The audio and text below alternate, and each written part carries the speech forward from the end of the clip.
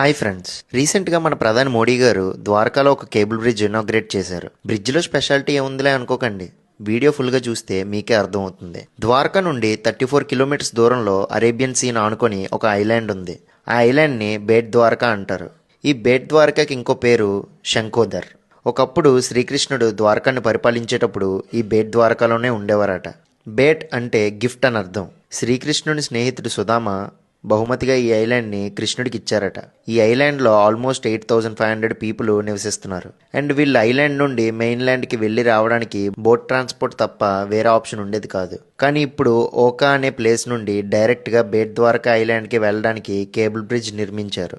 ఈ కేబుల్ బ్రిడ్జ్కి పేరు సుదర్శన్ సేతు అని పెట్టారు. 2017 అక్టోబర్లో ప్రధాని మోడీ గారు ఈ బ్రిడ్జ్కి ఫౌండేషన్ వేశారు. అండ్ ఫైనల్లీ ఇప్పుడు 2024లో ఆయన చేతుల మీదనే మళ్ళీ ఇనాగ్రేట్ చేశారు. టోటల్గా 979 crores ఖర్చు అయిందంట ఈ బ్రిడ్జ్ కన్స్ట్రక్షన్కి.